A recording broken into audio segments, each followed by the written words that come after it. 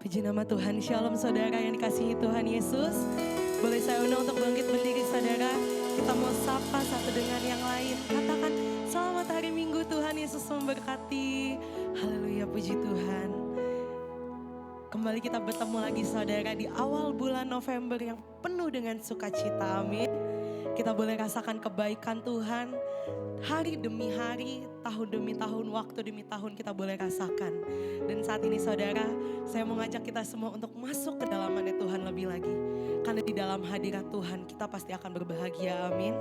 Kita sebagai orang-orang percaya, ini yang menjadi rasa yang paling membuat kita bahagia adalah ketika kita bisa dekat dengan Tuhan. Mari saudara, kita mau mulai ibadah kita yang kedua. Saya ajak untuk kita semua bersatu di dalam doa. Terima kasih Tuhan Yesus, terima kasih Bapa kami yang baik. Kami mengucap syukur Bapa setiap harinya. Terus kami ingin angkat rasa syukur kami di hadapan Tuhan. Karena hari demi hari, waktu demi tahun, Tuhan boleh terus menyertai setiap kami. Tuhan boleh terus pegang tangan kami. Bahkan Tuhan tidak pernah lepaskan tangan kami. Terima kasih Tuhan, kami bersyukur atas kasih setiamu dalam hidup kami. Sungguh kami terkagum-kagum Tuhan akan perbuatan Tuhan dalam hidup kami. Bahkan sampai detik ini kami masih boleh bernafas, kami masih boleh berdiri di tempat kami masing-masing. Semua karena anugerahnya Tuhan, semua karena kebaikannya Tuhan. Dan saat ini Tuhan, siang ini kami datang ke hadapan-Mu. Tuhan, ini bukan yang menjadi kesombongan kami, tapi kami akan mengangkat setiap rasa syukur kami, setiap pujian penyembahan kami hanya bagi Tuhan Yesus. Terima kasih Bapa, terima kasih Roh Kudus. Haleluya. Saya persilakan duduk kembali. Haleluya. Terima kasih Tuhan. Terima kasih Tuhan Yesus atas penyertaan-Mu yang sempurna Tuhan. Biar kami terus menyembah Engkau dalam roh dan kebenaran. Karena Engkau adalah pujian kami, Engkau adalah kemuliaan kami Tuhan Yesus.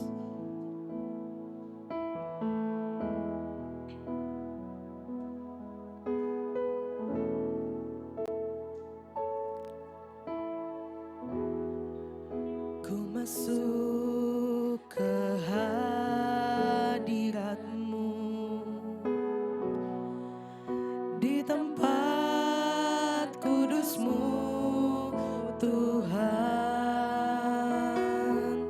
tiada kata-kata selain puji dan sembah.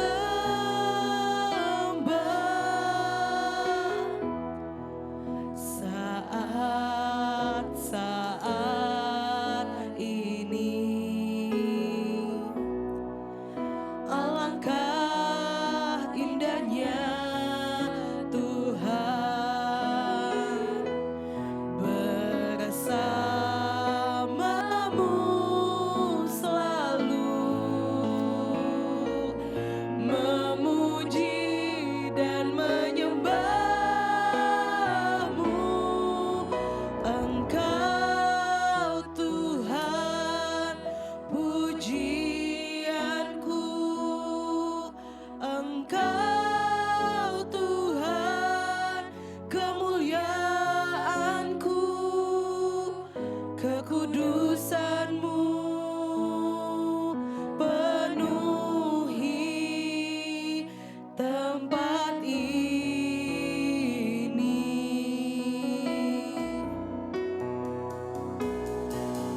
Ku sembah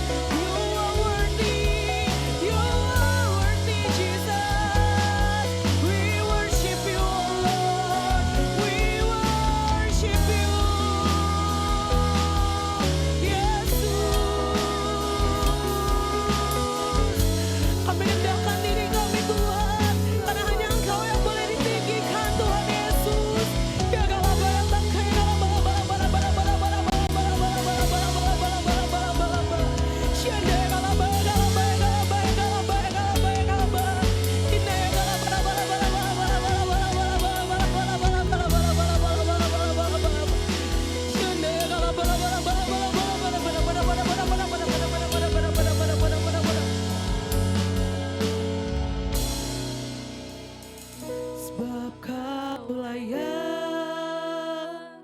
terima pujian, sebab Kau layak terima pujian, sebab Kau layak ku agungkan Yesus, Raja di atas segala raja. Sebab Kau layak, Kau yang layak Tuhan. Kau layak terima pujian kami Tuhan Yesus. Terima pujian sebab Engkau layak. Saya undang untuk semua jemaat bangkit berdiri. Yesus, Raja di atas segala raja. Sebab Kau layak, sebab Kau layak terima pujian, sebab Kau layak terima pujian, sebab Kau layak ku agungkan Yesus, Raja di atas segala raja. Lebih sungguh lagi kita sama-sama mau nyatakan, sebab Kau layak terima pujian, sebab Kau layak terima pujian, sebab Kau layak ku agungkan Yesus, Raja di atas segala raja. Raja di atas segala raja. Raja di atas segala raja. Sorak-sorai kemuliaan hanya bagi Tuhan Yesus, Raja kami yang hidup. Haleluya. Lebih sungguh lagi Tuhan, kami ingin nyatakan rasa pujian kami di hadapan Tuhan. Mari saudara yang siap untuk memuji Tuhan, sama-sama kita katakan amin. Haleluya. Kita percaya bahwa Tuhan kita adalah Allah yang hebat. Amin. Amin. Kita menyatakan lebih sungguh lagi saudara. Sebab Engkau berkuasa di bumi dan di surga Tuhan. Tiada Allah yang dapat menandingi Engkau selain Yesus Kristus.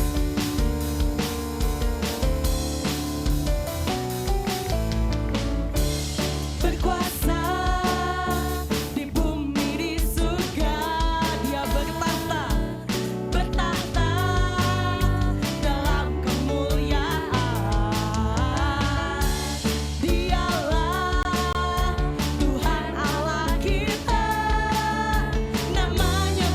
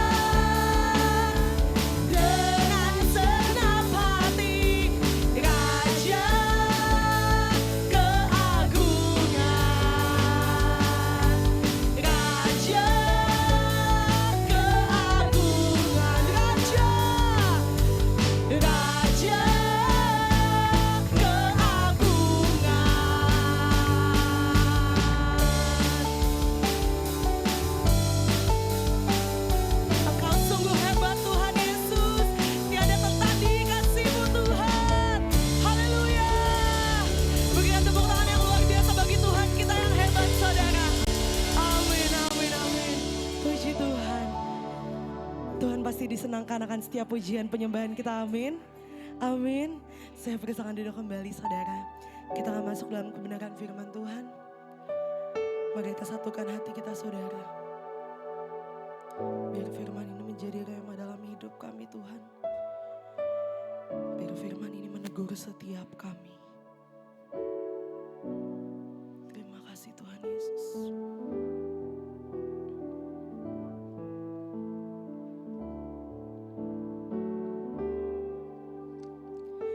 Tuhan kau sungguh besar, karyamu sungguh ajaib.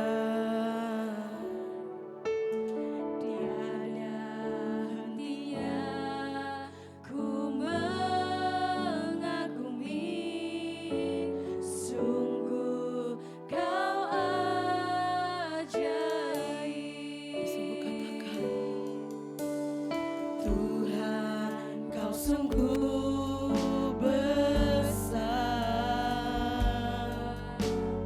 karyamu sungguh ajaib.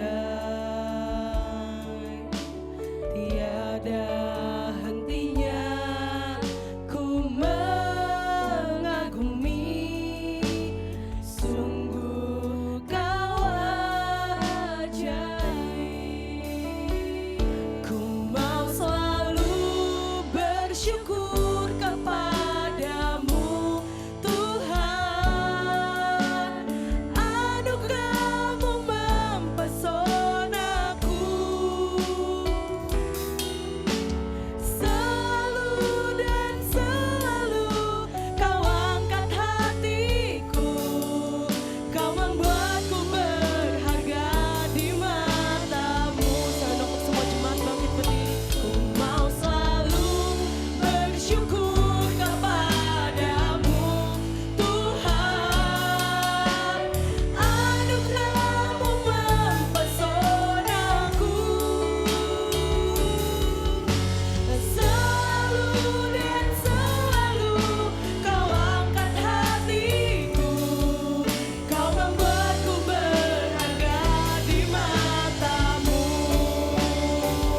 Ku mau selalu bersyukur kepadamu Tuhan, anugerah-Mu mempesonaku. Selalu dan selalu kau angkat hatiku, kau membuatku berharga di mata-Mu.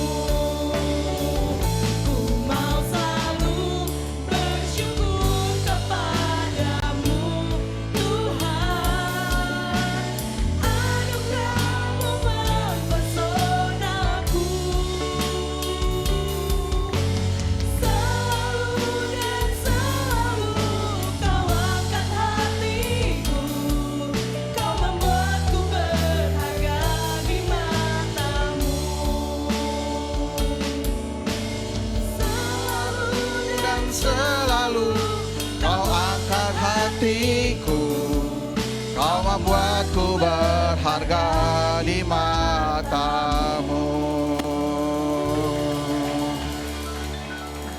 Mari kita satu di dalam doa. Bapa yang sungguh besar, Bapa yang ajaib, yang penuh kuasa, yang penuh kekudusan, Bapa yang kami kenal di dalam Tuhan Yesus Kristus. Kami sungguh bersyukur untuk semua anugerah-Mu yang begitu mempesona kami Tuhan. Kami begitu terpesona untuk kasih-Mu yang begitu besar. Engkau yang berperkara atas hidup kami. Engkau yang selalu memelihara kami, bahkan memberi kami keselamatan. Bahkan terus hidup di dalam kami Tuhan. Engkau yang hadir di dalam kehidupan setiap kami ya Bapa. Engkau yang beri kami damai sejahtera. Engkau yang beri kami selalu sehat bagi kami Tuhan. Rancangan-rancangan indah yang selalu Engkau berikan. Sungguh kami terpesona Tuhan.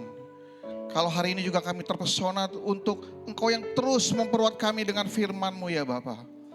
Inilah kami Tuhan, kami siap mendengar firman-Mu, kami percaya Engkau mengurapi setiap kami, baik hamba yang memberitakan, begitupun jemaat gereja-Mu Tuhan, kami percaya Engkau hadir di tengah-tengah kami, Engkau yang memberitakan firman bagi kami, Engkau ungkapkan isi hati-Mu bagi kami Tuhan. Menjadi kekuatan, menjadi rema, menjadi jalan bagi kami ya Bapa. Inilah kami yang terpesona untuk mendengarkan firman-Mu. Mari sama-sama kita katakan, amin. Shalom Bapak Ibu kekasih Tuhan, shalom saudara kekasih Tuhan. Terima kasih untuk semua yang telah melayani, choir, singer, pemusik, terima kasih, multimedia, terima kasih semuanya, Tuhan berkati. Terima kasih juga Ibu Gembala untuk kesempatannya. Shalom semuanya. Salam hangat untuk Bapak Gembala yang hari ini sedang bertugas ya di luar ya. Sampai salam jumpa kembali. Juga saya mau ucapkan terima kasih untuk hadiah dari Ibu Gembala nih yang udah diberikan ke saya. Saudara bisa lihat ya, saya agak beda kan ya. Udah mirip-mirip Bapak Gembala kan ya. Gantengan beliau sih, ya saya nomor 2 lah. Anak saya udah mau. Ya terima kasih Ibu Gembala ya. Pas untuk hadiahnya, terima kasih, berkat banget. Saya akan pakai terus kalau saya saya bertugas di tempat ini. Amin saudara ya. Ya itulah pesona ya, berkat kasih karunia Tuhan yang begitu mempesona di dalam kehidupan kita. Dan kalau saudara masih ingat terakhir saya melayani di tempat ini ya, tapi di Aston sih waktu itu ya. Masih di Aston. Saudara kalau masih ingat, saya ada janji untuk memberitakan tentang bagaimana kita menghadapi berhala. Ya, kita anak-anak Tuhan, kita sudah menjadi anak-anak Tuhan, kita memiliki identitas baru yaitu anak Tuhan. Amin. Ya. Nah, dari situ ada yang kita hadapi sebagai anak Tuhan yaitu berhala. Dan sialnya sampai hari ini berhala itu masih aktif, masih banyak anak-anak Tuhan di luar sana yang jatuh karena berhala. Maka hari ini tema yang saya mau bagikan bagi saudara yaitu tentang bagaimana kita menang atas berhala. Amin ya. Amin saudara ya. Ini saya sudah siapkan laman dan hari ini saya bersyukur saya punya kesempatan untuk membagikan untuk setiap kita. Temanya yaitu menang atas berhala. Begitu banyak anak Tuhan di luar sana yang karena berhala jatuh. Dan ini memang yang dipakai si jahat untuk apa? Untuk menjatuhkan anak-anak Tuhan.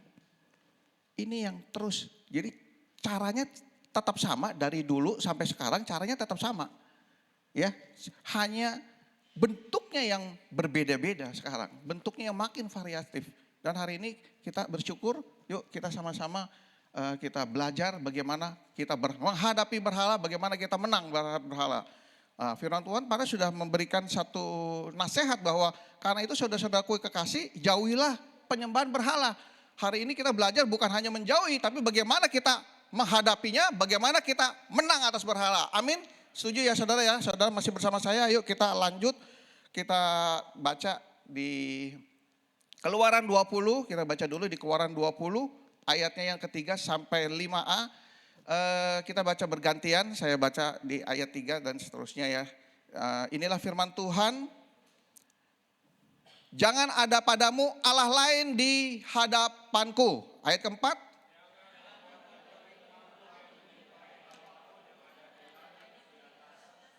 Atau di bumi. Ayat kelimanya, ayat 5a.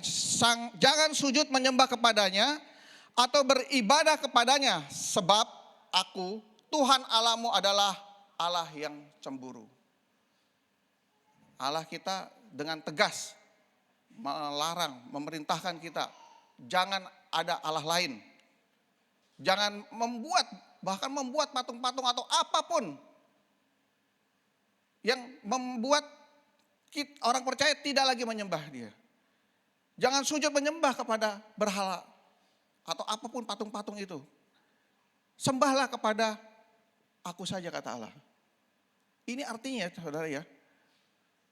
Artinya hati dan pikiran kita yang untuk menyembah kepada Bapa Tuhan kita, Allah Tuhan kita.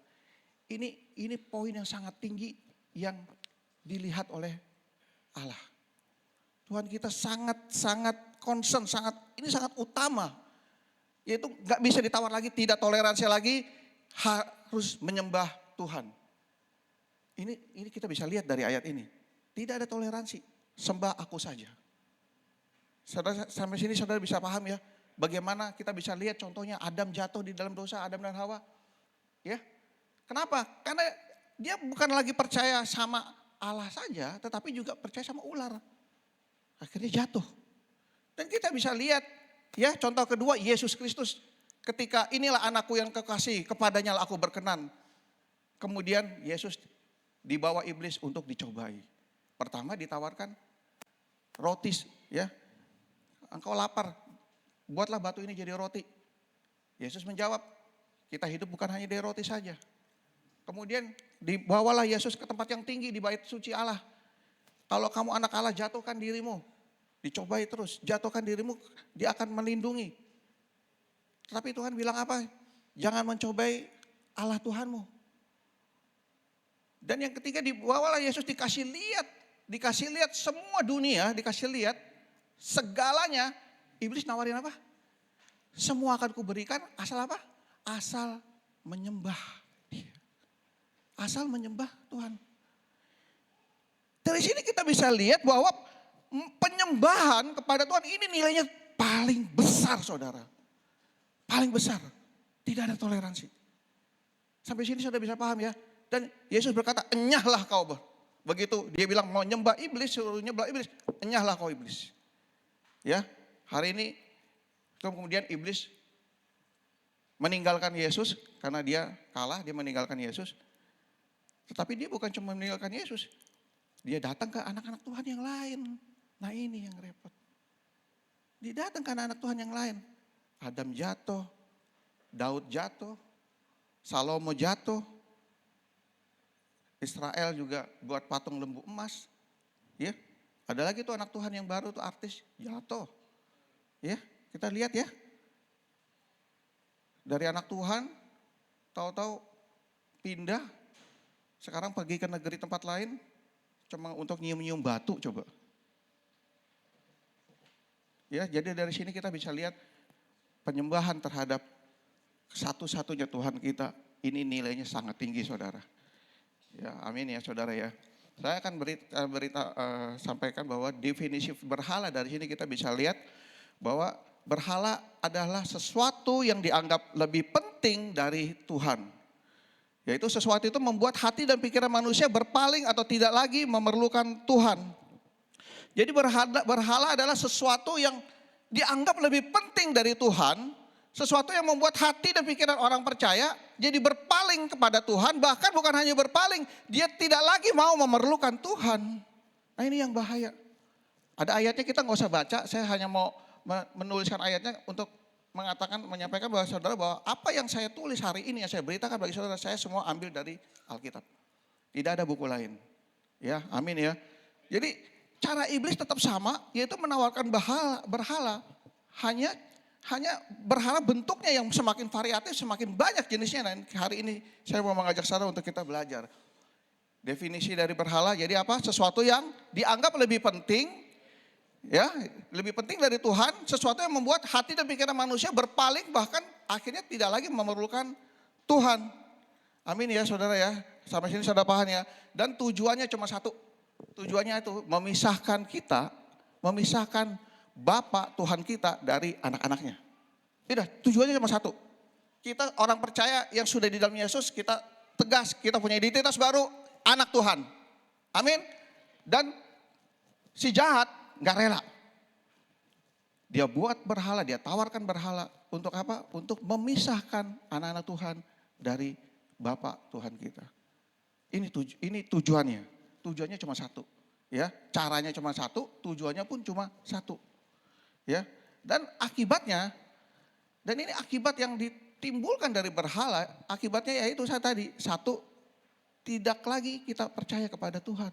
Orang percaya tidak lagi percaya kepada Tuhan. Ada ayatnya di sini ya. Jangan kamu berpaling. Kenapa? Karena ketika orang tidak lagi percaya pada Tuhan, dia akan hidup di dalam hukuman. Orang akan hidup tidak lagi di dalam kasih karunia, tetapi hidup di dalam dosa.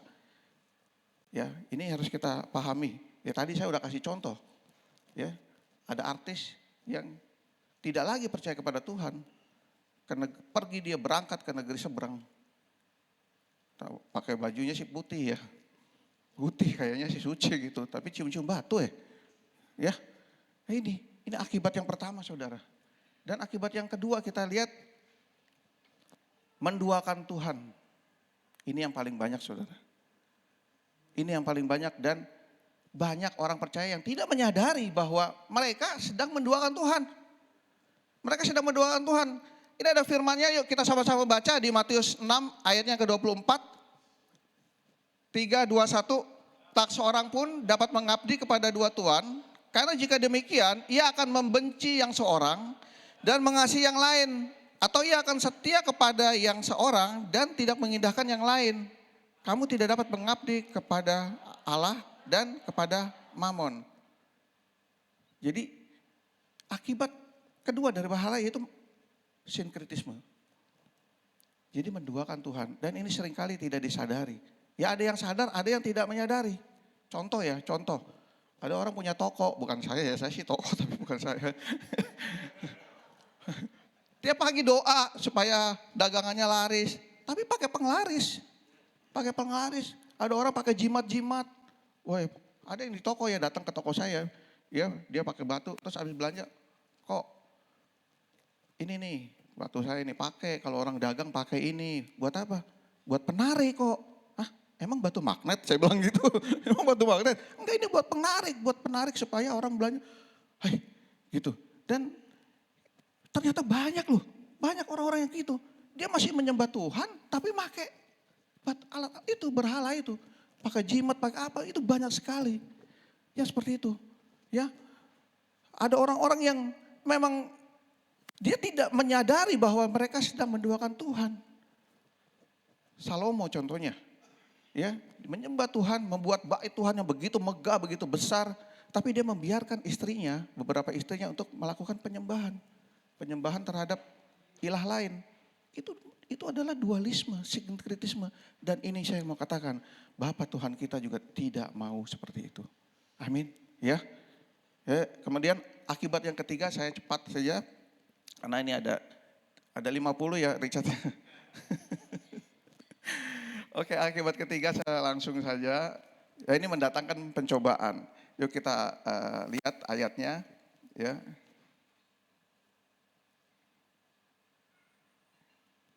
Kelihatan nggak? Ini nggak kelihatan di TV ini nggak kelihatan ini. Oh ada ya. Oke, di 1 Korintus 10 ayatnya yang ke-13 sampai 14. Ini saudara baca yang di pertama ya. Yuk 3, 2, 1. Pencobaan ialah pencobaan biasa yang tidak melebihi kekuatan manusia. Sebab Allah setia dan karena itu ia tidak akan membiarkan kamu dicobai melampaui kekuatanmu. Pada waktu itu jalan keluar. Ya, nah, kemudian di ayat 14-nya saudara perhatikan di ayat 14-nya ya. Karena itu saudara-saudaraku yang kekasih jauhilah penyembahan berhala. Jadi firman Tuhan habis mengatakan tentang pencobaan bahwa pencobaan tidak akan melebihi kekuatan kita, bahkan Tuhan akan memberikan pertolongan bagi kita. Tetapi di ayat selanjutnya dikatakan apa? Karena itu saudara kekasih jauhilah penyembahan berhala. Jadi ini maksudnya karena berhala itu ya ketika orang percaya mendekati berhala akan terjadi pencobaan-pencobaan saudara.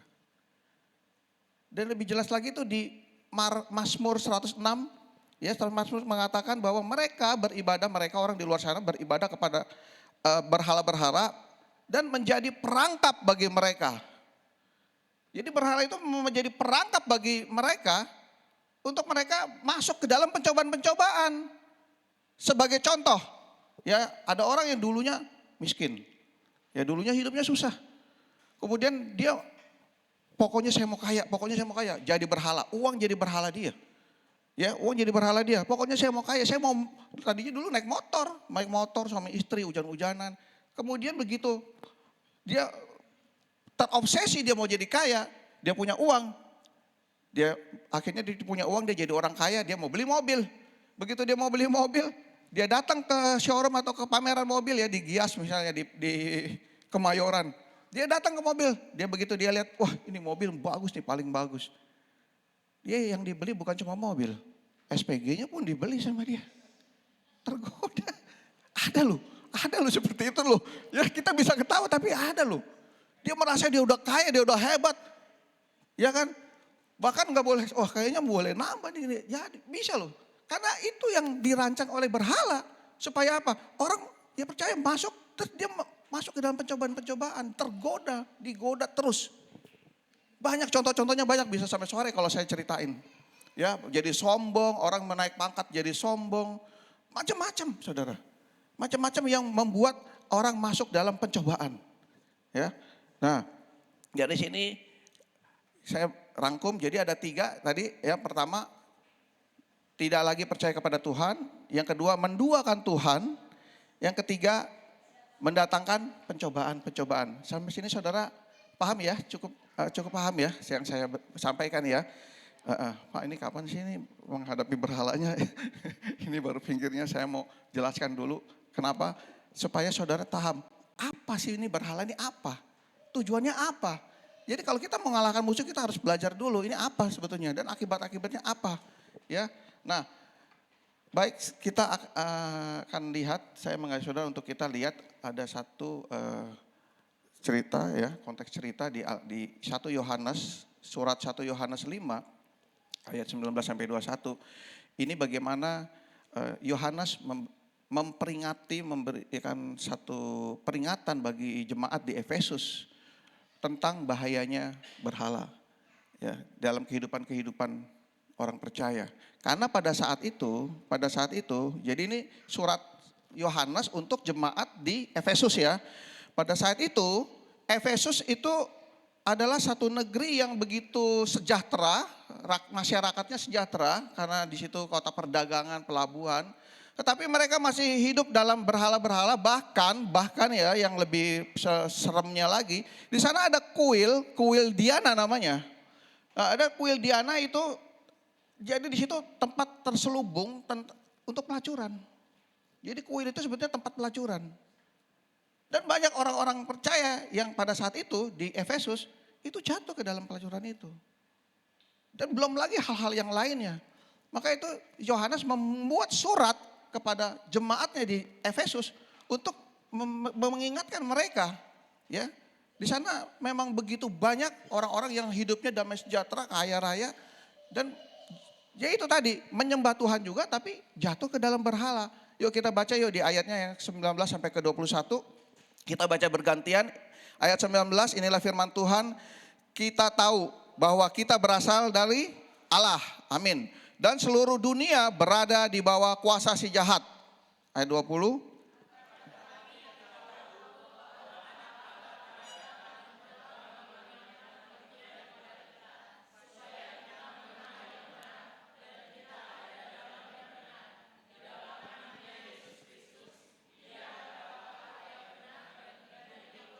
Yang kekal. Ayat 21, anak-anakku waspadalah terhadap segala berhala. Saudara bisa lihat bahwa Yohanes memberitahukan bagi mereka bahwa kita berasal dari Allah. Telah menjadi anak-anak Allah, warga kerajaan sorga. Ya. Dan diberitahukan juga seluruh dunia berada di bawah kuasa si jahat. Dan apa yang ditawarkan si jahat? Berhala. Berhala apa? Ya itu tadi, sesuatu yang dianggap lebih penting. Tujuannya apa? Ya udah cuma satu, memisahkan anak-anak yang tadinya berasal dari Allah, dipisahkan kepada bapaknya. Itu ya, tujuannya cuma satu. Maka dikatakan di ayat 21-nya, anak-anakku waspadalah terhadap segala berhala. Dan ini ayat terakhir Saudara. Ini ayat terakhir dari surat Yohanes kepada jemaat di Efesus. Jadi pasal 5 ayat 21, waspadalah terhadap berhala, segala berhala. Udah gitu stop. Gak ada lanjutannya lagi. Cuma katakan waspadalah terhadap berhala. Gitu. Ya. Nah, yuk kita lihat hal-hal apa saja sih yang berpotensi menjadi berhala. Yuk, yang pertama kita lihat. Yang pertama yang berpotensi menjadi berhala itu benda atau benda yang dispiritualkan. Benda yang dispiritualkan. Bendanya nggak salah, tetapi benda yang dijadikan spiritual itulah yang berbahaya. Ya, kalau dulu, kalau masa perjanjian lama mencatat bahwa itu berhala-berhala itu dibuat dari emas dan perak. Bahkan di Ulangan 29 dikatakan berhala dibuat dari kayu, batu, emas dan perak. Ya. Tetapi hari ini saya mau katakan bahwa berhala itu jauh lebih variatif. Bukan hanya kayu, batu, emas, perak. Jauh lebih kreatif. Saya pernah, ini pengalaman saya, kesaksian ya. Saya pernah menjadikan mobil itu berhala. Saya dari SD dulu ya, begitu pengen, cita-cita pengen punya mobil mewah. Ya buat saya mewah sih, mobil sedan ya. Ya. Terus saya pengen banget sampai otak saya mobilnya itu pokoknya harusnya warnanya hitam, mobil sedan warna hitam gitu. Ya. Terus puji Tuhan kesampaian. Begitu saya kerja, saya usaha, kesampaian. Bagus dong, puji Tuhan, saya bersyukur. Bagus ya. Ya. Tapi apa yang terjadi? Makin lama itu mobil kok jadi mengalihkan hati pikiran saya. Parkir di mana saya takut keserempet orang. Lagi makan nih, ayo kita makan, parkir di rumah makan, kita makan. Sebentar saya keluar. Masih aman, masuk lagi. Oh masih aman, gak ada yang parkir. Parkir juga begitu, parkir pilih-pilih. Jangan dekat-dekat mobil yang odong-odong lah. Nanti kalau dibuka pintu kena lagi gitu. Itu benar loh. Sampai ada orang yang melecetkan aja saya marah loh. Saya marah gitu. Dan puji Tuhan, saya jadi sadar. Ini berhala, ini gak boleh. Ini gak boleh ini. Akhirnya saya jual saudara. Saya jual. Ya lagi BU juga sih. Enggak juga sih. Enggak, tapi benar saya jual. Saya jual. Kenapa? Gak boleh ini jadi berhala saya. Ya, gitu. Nah, banyak saudara. Benda-benda yang jadi berhala tuh banyak. Saya kasih contoh satu lagi. Handphone. Berapa banyak orang-orang di luar sana, di sini enggak. Yang menjadikan handphone tuh kemana-mana bawa handphone. Ke kamar mandi bawa handphone. Tidur pegang handphone. Semuanya aktivitas kegiatan pokoknya handphone. Handphone ketinggalan pulang. Ambil. Berapa banyak yang seperti itu sekarang. Handphone sekali lagi ya. Bukan salah handphonenya. Bukan salah handphonenya. Mungkin saudara udah sering banyak dengar yang ngomong gitu. Bukan salah handphonenya tapi handphone ternyata berubah menjadi berhala. Secara tidak disadari oleh orang-orang percaya berubah menjadi seorang. Dengan mudahnya tuh kita lihat scroll, nyangkut dracin. Wah udah nggak kerja deh, penasaran. Kan diulang-ulang gitu ya, dracin kan gitu diulang-ulang. Saya pernah loh nonton sampai akhirnya saya kesal banget. Ini gimana sih lanjutannya nih? Gitu. Akhirnya cari-cari lagi, akhirnya handphone jadi berhala saudara. Ya, itu banyak loh. Hal seperti itu yang kita anggap sepele, tetapi ya itu. Ada lagi apa? Kita baru saja lihat artis suami istri ketangkep gara-gara narkoba. Ini benda kan saudara? Gara-gara narkoba ketangkep loh. Anak Tuhan. Jatuh. Dan dari sini kita bisa lihat narkoba ternyata masih efektif dipakai si jahat. Untuk dijadikan berhala supaya anak-anak Tuhan banyak yang jatuh. Waspada ya saudara ya. Ya, anak-anak muda semua dijaga semua. Bahaya. Begitu banyak kelicikan-kelicikan si jahat untuk menjadikan benda-benda itu menjadi berhala kita. Ya.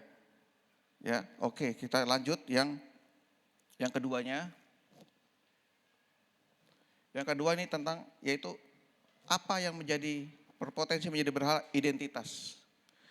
Identitas. Kita buka ayatnya. Jadi identitas atau status sosial juga bisa menjadi berhala kita saudara.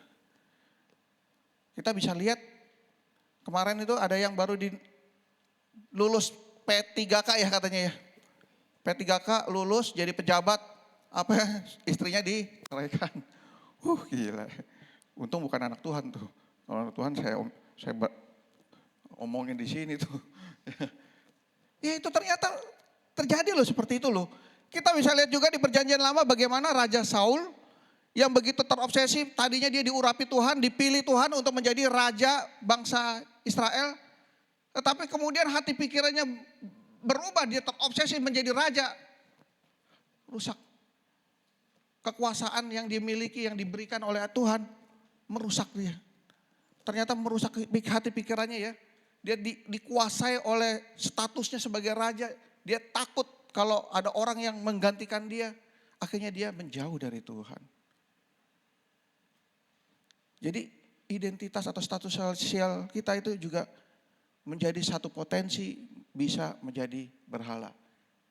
Saya bersyukur hari ini kita semua diberkati walaupun di dalam posisi kita apapun kita tetap memuji menyembah Tuhan. Ya, banyak loh orang-orang di luar sana ditawarin, kamu mau nggak jadi menteri keuangan? Menteri keuangan. Tapi kamu harus pindah agama. Banyak yang seperti itu. Banyak seperti itu. Harus pindah agama, tinggalkan Yesus. Kamu naik jabatan, mau nggak? Semua praktek seperti itu masih ada ternyata. Dan ketika orang-orang itu terobsesi untuk menjadi memiliki jabatan itu, jadi berhala itu. Ya, itu yang kedua. Dan yang ketiga kita lanjut. Nah ini cara si jahat menggunakan harta sebagai berhala, cara lama tetapi masih efektif. Ya, masih efektif. Yuk kita baca dulu Ibrani 13 ayatnya yang ke-5b, 3:21. Janganlah kamu menjadi hamba uang dan cukupkanlah dirimu dengan apa yang ada padamu. Ya, kita lanjutkan di 1 Timotius 6 ayatnya yang ke-10. Inilah firman Tuhan, karena akar segala kejahatan ialah cinta uang. Sebab oleh memburu uanglah beberapa orang telah menyimpang dari iman dan menyiksa dirinya dengan berbagai-bagai duka. Contoh, Yudas menjual Yesus dengan 30 keping perak. Dia dirasuki oleh si jahat, dia menjual Yesus dengan 30 keping perak. Jadi hari-hari ini begitu banyak orang di luar sana yang begitu memuja-mujanya uang, saudara. Uang disembah. Tuhan dimanfaatkan supaya dapat berkat. Uang yang tujuannya apa? Supaya dapat uang, dapat harta, dapat kekayaan. Ada orang di luar sana yang menjadikan ini seperti itu, saudara. Ya, ini kita tetap harus waspadai.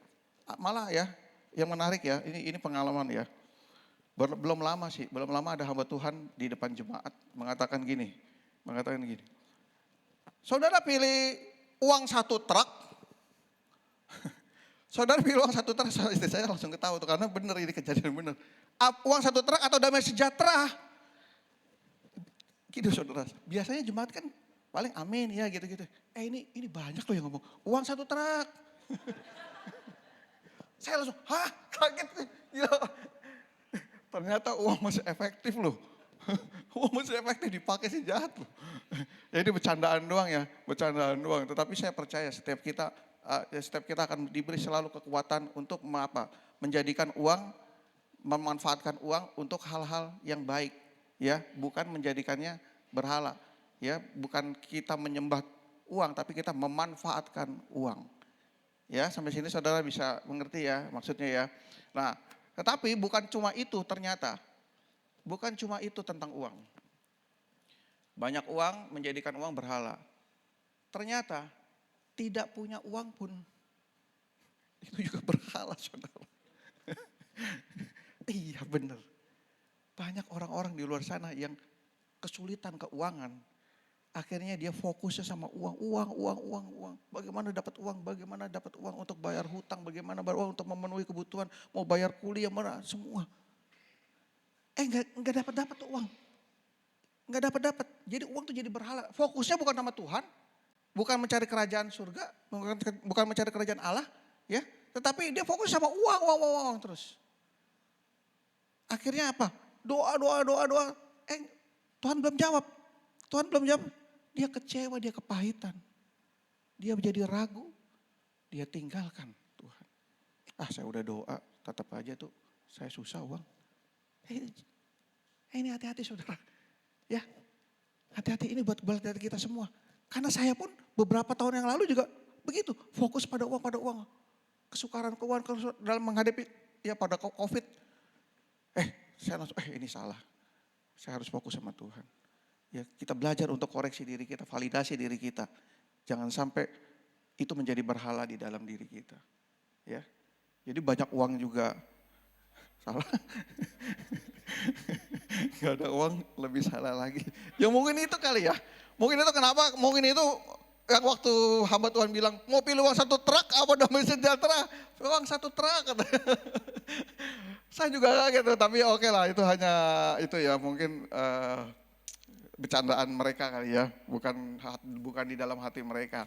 Nah kemudian yang keempat, yaitu kenikmatan atau kesukaan akan dunia, saudara. Yuk kita baca sama-sama dulu, baca di Kolose 3 ayat yang kelima, 3, 2, 1. Karena itu matikanlah dalam dirimu segala sesuatu yang duniawi, yaitu percabulan, kenajisan, hawa nafsu, nafsu jahat, dan juga keserakahan yang sama dengan penyembahan berhala. Jadi percabulan, kenajisan, hawa nafsu, pokoknya semua yang ditawarkan oleh dunia, kebahagiaan dalam keluarga, semua ditawarkan. Ternyata itu juga sama dengan penyembahan berhala ternyata. Contoh, di sini siapa yang semalam habis nonton konser Blackpink? Gak ada ya? Saya yakin gak ada lah. Tapi kalaupun ada ya, banyak kita bisa lihat loh. Begitu banyak orang-orang yang begitu memuja-muja itu grup band ya, contohnya Blackpink. Woi, saya Blinker Pak nih, Blinker. Oh itu lebih, sampai begitu loh. Saya juga, gila sampai kayak begitu ya, sampai ada yang nangis-nangis, ada yang pingsan. Jadi dia punya kesukaan sampai begitu, senang begitu, senangnya dia begitu, cintanya dia sama itu grup band sampai kayak begitu loh. Kok bisa ya sampai kayak gitu? Tapi itu ada loh, kita lihat loh. Itu ada loh. Gak tahu deh itu udah anak Tuhan apa bukan, saya gak tahu itu. Ya, kalau anak-anak saya sih saya jitakin kalau kayak gitu. Ya, sampai begitu coba. Pokoknya harus, yang lebih parah lagi akhirnya gara-gara nonton konser, jadwalnya Sabtu Minggu, atau Sabtu malam kemarin. Akhirnya Minggu gak ke gereja, ditinggalkan. Nah, itu yang bahaya. Dan itu banyak loh. Ada orang hobinya jalan-jalan, hobi jalan-jalan ke luar negeri, hobi jalan-jalan dan staycation katanya. Kita bilang ya, terkena staycation. Staycation kan weekend. Begitu weekend pergi dia jalan-jalan. Akhirnya setiap minggu gak ke gereja. Saya mendingan jalan-jalan deh, saya damai sejahtera, enak menikmati hidup. Ada kan ya? Sudah ada yang kayak gitu ya? Ada. Saya percaya tapi bukan di sini karena saudara sudah hadir di sini ya. Amin ya. Begitu juga banyak saudara.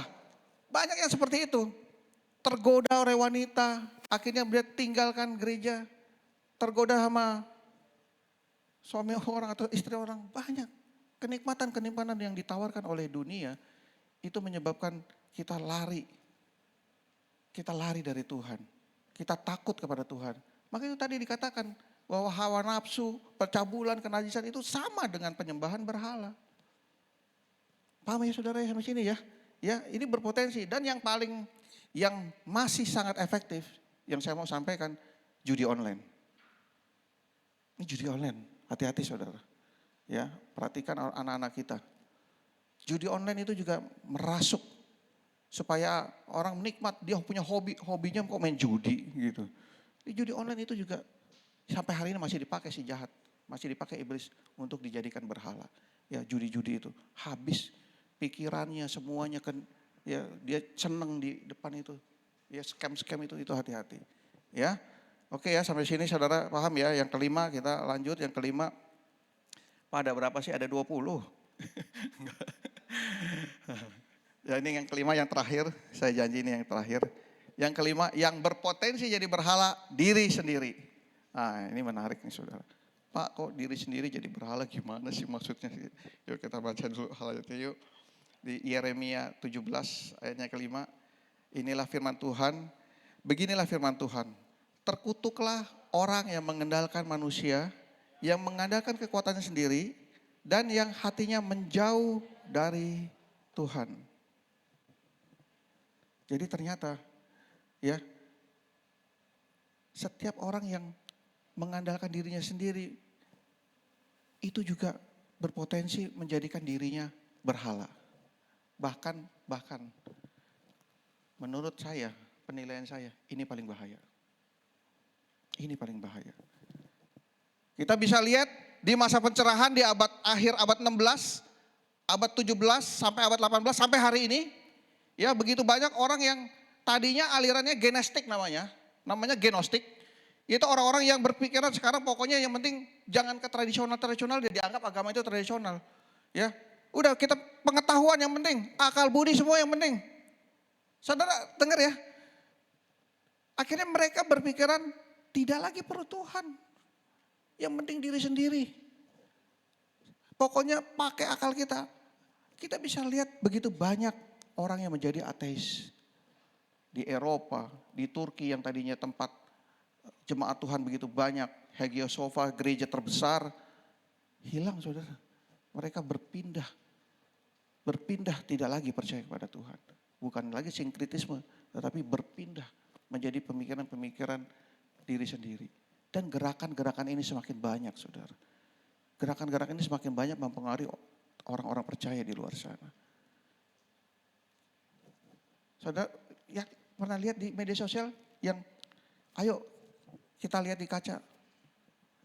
Aku pasti bisa, aku pasti hebat, aku pasti kaya, aku pasti berhasil. Nonton gak itu? Itu ya katanya itu afirmasi katanya. Mengafirmasi diri supaya kita mampu, supaya hebat. Aku pasti bisa hebat, aku pasti lulusan terbaik, aku pasti menjadi orang kaya. Aku pasti diberkati. Wah, mendingan kalau diberkati sama Tuhan. Tapi kalau dia cuma ngomong, aku pasti hebat. Wah, ini pengajaran ini banyak loh. Tanpa disadari kita lihat media sosial. Ini banyak terjadi saudara. Anak-anak kita begitu, oh ternyata memotivasi diri sendiri. Iya itu motivasi diri sendiri. Tetapi dampaknya ternyata sangat-sangat berbahaya. Jadi hari ini saya mau sampaikan afirmasi kepada diri sendiri. Itu juga rancangan jahat.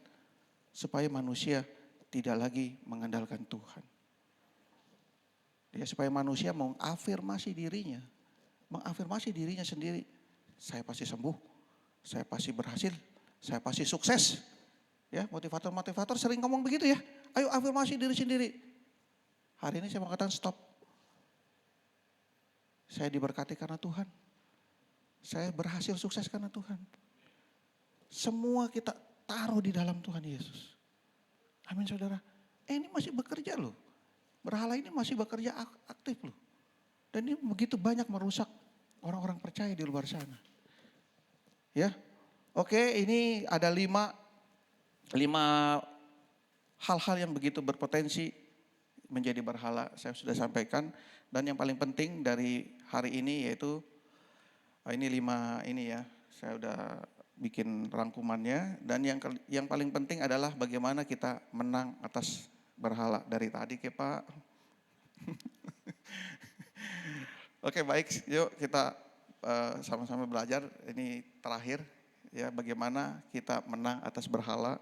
Yuk kita baca sama-sama yaitu hadirkan bait Tuhan dalam setiap aspek kehidupan kita. Mari kita baca di 2 Korintus 6 ayatnya yang ke-16. 3, 2, 1 inilah firman Tuhan. Apakah hubungan bait Allah dengan berhala? Karena kita adalah bait dari Allah yang hidup menurut firman Allah ini. Aku akan diam bersama-sama dengan mereka dan hidup di tengah-tengah mereka. Dan aku akan menjadi Allah mereka. Dan mereka akan menjadi umatku. Ini berbicara perlindungan saudara. Allah Tuhan kita mau melindungi kita. Dia mau kita menang atas berhala. Makanya ditanya ke firman bertanya. Apakah hubungan bait Allah dengan berhala? Dan firman Tuhan mengatakan bahwa kita hari ini adalah tempat kediaman Tuhan yang baru. Kita adalah baitnya Tuhan. Amin ya saudara ya. Kita adalah baitnya Tuhan. Jadi ketika kita menghadirkan Tuhan di dalam hidup kita, ini menjadi benteng bagi kita. Ini hubungannya, makanya apa hubungan Allah dengan berhala? Hubungan bait Allah dengan berhala, dia menjadi benteng bagi kita saudara. Dia menjadi kekuatan bagi kita, perlindungan bagi kita untuk kita menghadapi berhala. Yuk kita sama-sama baca di 1 Korintus 3 ayatnya yang ke-16 sampai 17. 3, 2, 1. Tidak tahukah kamu bahwa kamu adalah bait Allah dan bahwa roh Allah diam di dalam kamu. Dan ayat 17-nya, jika ada orang yang membinasakan bait Allah, maka Allah akan membinasakan dia. Sebab bait Allah adalah kudus dan bait Allah ialah kamu. Iya, kita semua. Kita adalah bait Tuhan yang baru. Ya, inilah yang dikehendaki Tuhan. Dia mau kita menjadi tempat kediaman Tuhan yang baru. Tuhan mau berdiam di dalam hati pikiran kita. Kita tinggal di dalam Dia. Dan percayalah ketika itu kita lakukan, tidak ada kuasa berhala satupun yang dapat mengubah pikiran kita, merusak hati pikiran kita, terutama merusak iman kita. Amin saudara ya. Dan saya mau memberitahukan bagi saudara, ini ada satu nubuat dari Yesaya 2, ya, ada satu nubuat dari Yesaya 2 pasalnya 2 yang ayatnya kedua. Dan setelah ini kita tutup, ini menjadi ayat penutup, nanti kita memuji menyembah Tuhan. Ini saya bacakan bagi saudara. Inilah firman Tuhan. Akan terjadi pada hari-hari terakhir, gunung tempat rumah Tuhan akan berdiri tegak di hulu gunung-gunung dan menjulang tinggi di atas bukit-bukit. Segala bangsa akan berduyun-duyun ke sana. Sedang berhala akan hilang sama sekali. Ini di ayatnya ke-18. Ini satu nubuat dari Yesaya tentang bait Tuhan yang baru. Jadi Yesaya sudah menubuatkan, ya, dari firman Tuhan menubuatkan bahwa di hari-hari akhir akan ada rumah Tuhan yang baru. Yaitu siapa? Kita sendiri, kita menjadi tempat kediaman Tuhan yang baru. Memang banyak teolog penafsir yang mengatakan bahwa ini tentang gereja, Pak. Ini tentang penafsiran tentang gereja. Bahwa akan ada gereja-gereja yang di mana tempat-tempat itu tempat kediaman Tuhan yang baru. Tapi saya mau katakan ini bukan hanya tentang gereja. Ya, firman Tuhan mengatakan kitalah menjadi bait Tuhan yang baru. Ya. Dan di sini Tuhan berdiam di dalam kita, dan ketika kita terus berdiam bersama Tuhan, firman Tuhan mengatakan berhala akan hilang sama sekali. Amin. Ya, sebagai terakhir, jadi sama-sama yuk kita ucapkan, hadirkan bait Tuhan dalam setiap aspek kehidupan kita. Amin. Mari kita beri kemuliaan buat Tuhan. Yuk saya undang pemusik, kita naikkan satu pujian. Yesus, ku menyembahmu.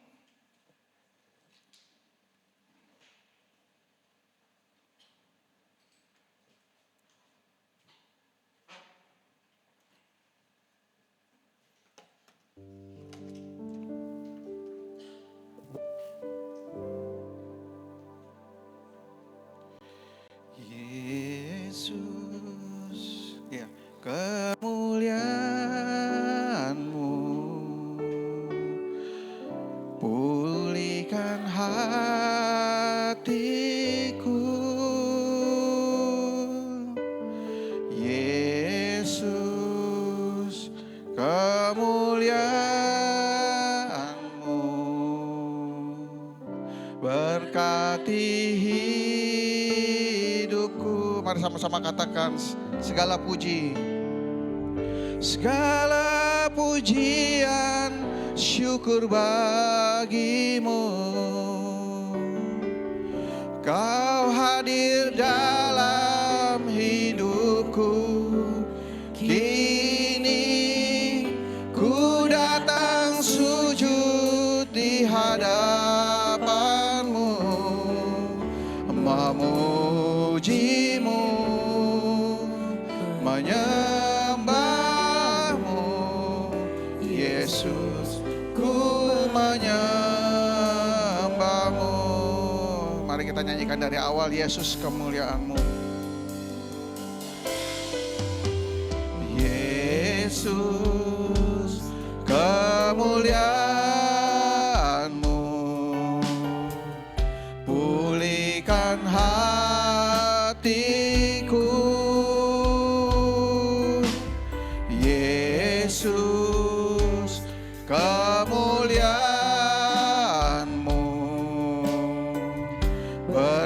hati hidupku. Sama-sama katakan segala pujian syukur bagimu. Segala pujian syukur bagimu. Kau hadir dalam hidupku. Kini ku datang sujud di hadapanmu, memujimu, menyembahmu.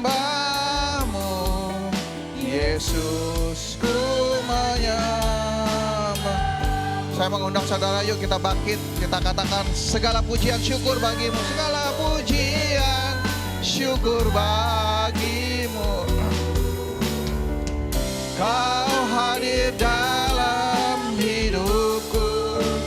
Kini ku datang sujud di hadapanmu, memujimu, menyembahmu. Yesus. Sekali lagi kita katakan Yesus. Segala pujian syukur bagimu. Kau hadir dalam hidupku. Kini ku datang sujud di hadapanmu, memujimu, menyembahmu. Yesus, mari dengan sikap doa. Bapa di surga, kami bersyukur Tuhan, Kau yang sudah hadir di dalam kehidupan kami. Bahkan Kau yang memenuhi setiap kehidupan kami Tuhan dengan damai sejahtera-Mu, sukacita yang Kau berikan bagi kami ya Bapa. Kami bersyukur kami ada di dalam jalan keselamatan di dalam Tuhan Yesus Kristus. Semua karena anugerah, semua karena kemurahan-Mu ya Bapa. Dan kami juga bersyukur untuk kesempatan demi kesempatan yang selalu Tuhan berikan untuk kami terus dalam pujian menyembah-Mu ya Bapa. Kami mau menyembah-Mu selalu Tuhan. Karena Engkaulah jalan bagi kami, kebenaran dan hidup bagi kami ya Bapa. Kami bersyukur di dalam nama Tuhan Yesus. Kami menjadi anak-anak kerajaan surga-Mu ya Bapa. Karena Engkau yang melayakkan kami dengan darah-Mu yang begitu mahal ya Tuhan Yesus Kristus. Kami telah menjadi anak-anak-Mu ya Tuhan.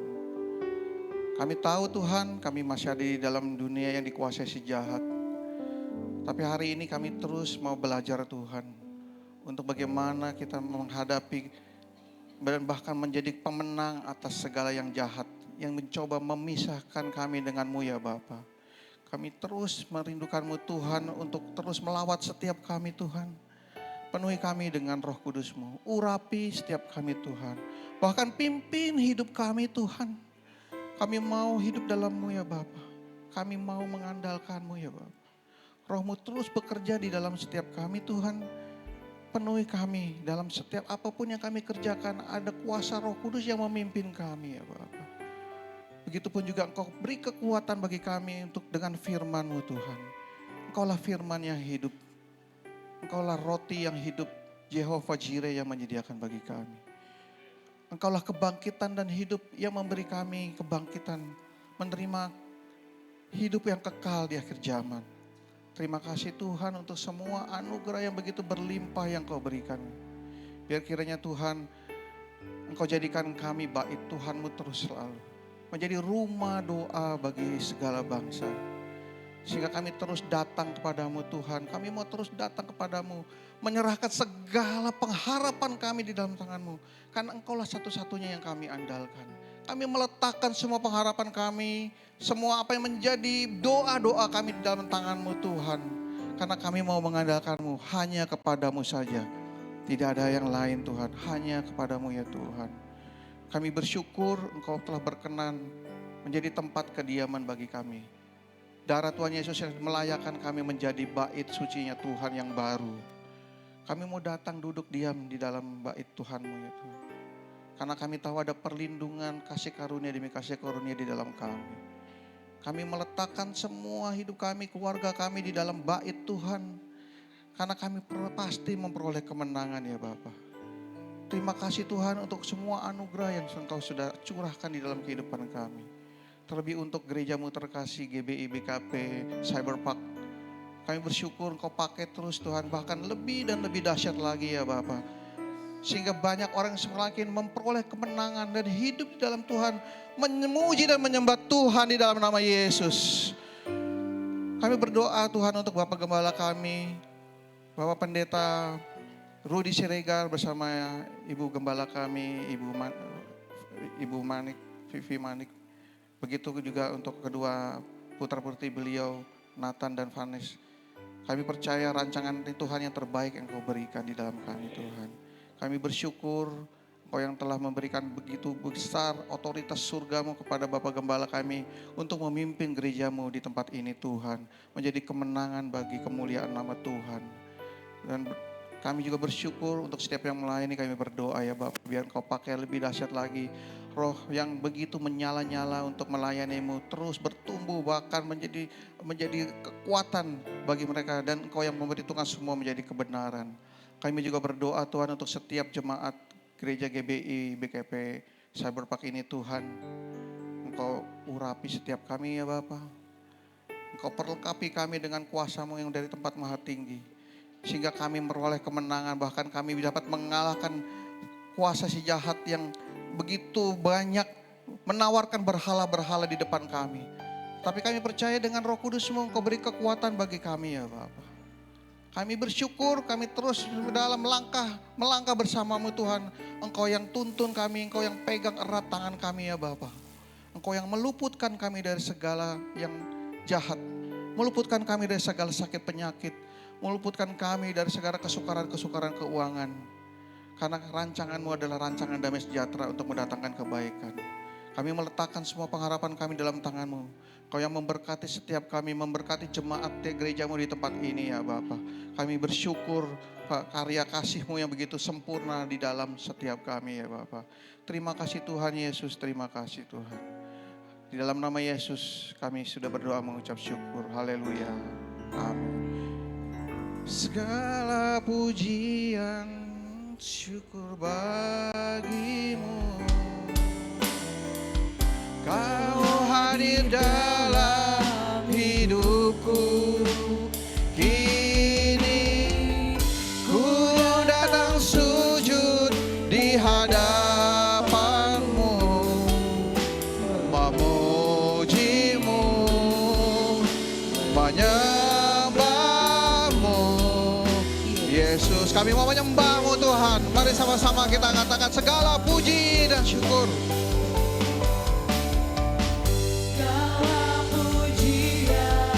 Syukur bagi-Mu. Kau hadir dalam hidupku. Kini ku datang sujud di hadapan-Mu, memuji-Mu, menyembah-Mu. Yesus, ku menyembah. Katakan segala puji dan syukur. Segala pujian syukur bagi-Mu. Kau hadir dalam hidupku. Kini ku datang sujud di hadapan-Mu, memuji-Mu,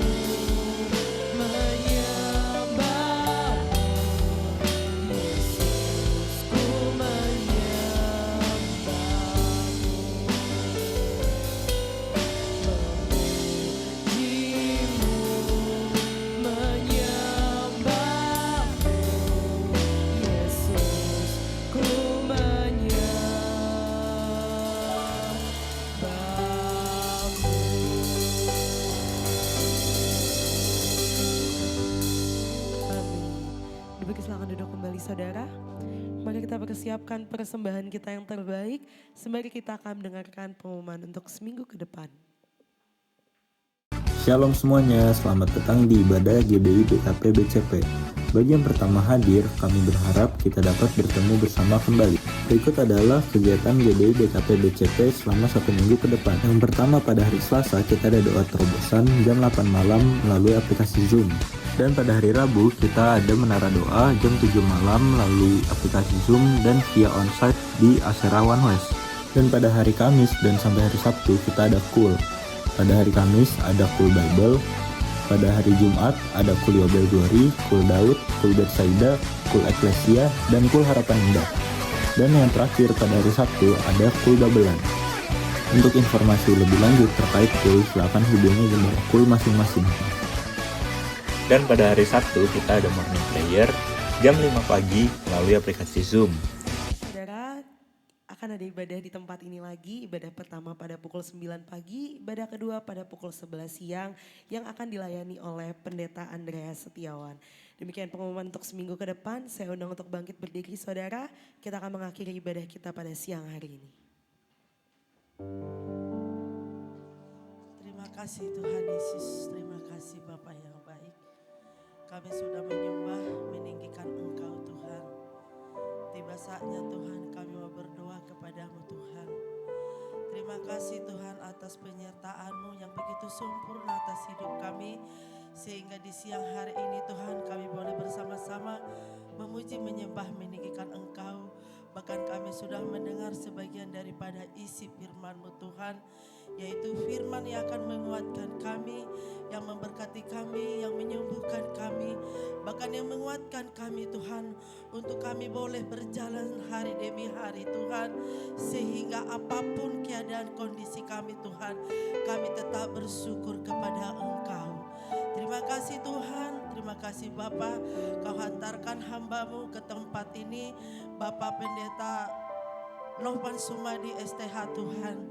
Kami percaya Tuhan hamba-Mu Kau hantarkan ke tempat ini, karena ada suatu tujuan yang paling tertentu bagi kami Tuhan Yesus. Mari kita angkat tangan kita berdoa buat hamba-Nya. Terima kasih Tuhan, terima kasih Bapa. Biarlah kiranya Tuhan Engkau yang selalu memberkati, mengurapi hamba-Mu Bapak Novan Sumadi Tuhan Yesus beserta istri dan anak-anaknya Tuhan.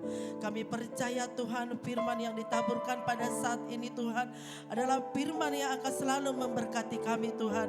Yang akan kami pakai di kehidupan kami Tuhan. Dan kami bukan sekedar hanya pendengar. Kami percaya kami adalah pelaku-pelaku firman-Mu Tuhan. Yang akan kami pakai di kehidupan kami, terutama di keluarga kami Tuhan. Biarlah kiranya Engkau memberkati hamba-Mu ini Tuhan. Setiap aspek kehidupannya Engkau memberkati Tuhan. Usaha pekerjaannya Engkau yang memberkati Tuhan. Rumah tangganya Engkau yang memberkati Tuhan. Bahkan pelayanannya Engkau yang memberkati. Lewat pelayanannya Tuhan akan semakin banyak jiwa-jiwa dimenangkan Tuhan. Terima kasih Tuhan, terima kasih Bapa. Begitu juga Tuhan setiap kami yang hadir pada saat ini Tuhan. Biarlah lewat firman-Mu kami semakin kuat Tuhan. Yang sakit Tuhan sembuhkan. Yang beban berat Tuhan bukan jalan keluar Tuhan. Bahkan yang mempunyai pergumulan Tuhan jawab tepat pada waktunya. Biarlah Tuhan setiap apapun keadaan kami, mata hati kami hanya tertuju kepada Tuhan Yesus.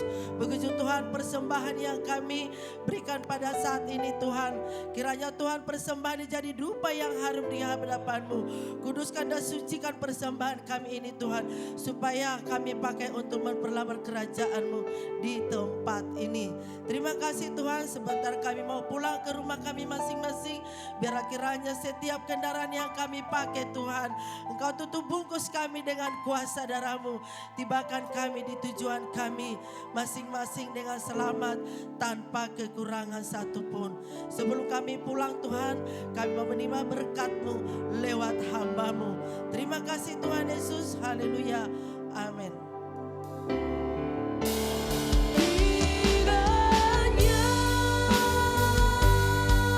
Engkau memberkati aku berlimpah-limpah dan memperluas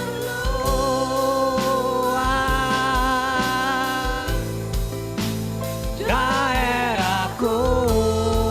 Amin.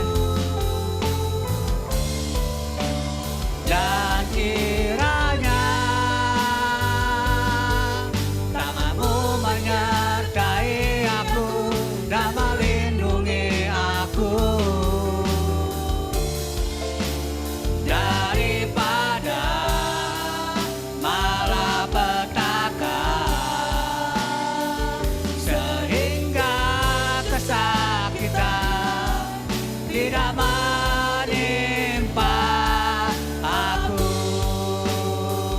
sehingga kesakitan tidak menimpa aku,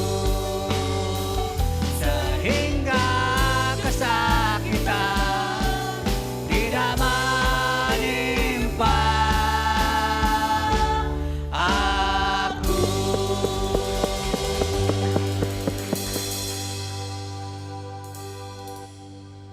Mari kita angkat tangan kita dan arahkan kepada Dia yang di surga.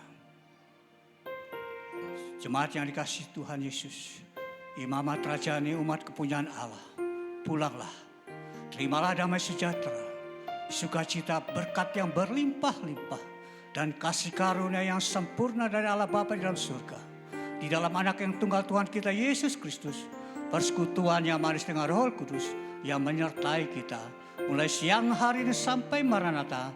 Tuhan Yesus datang kali kedua menjemput kita di awan-awan yang permai dan memerintah bersama Dia dan hidup kekal sampai selama-lamanya. Yang percaya, yang sudah diberkati dan siap menjadi berkat, sama-sama kita katakan amin. Selamat hari Minggu, Tuhan Yesus memberkati.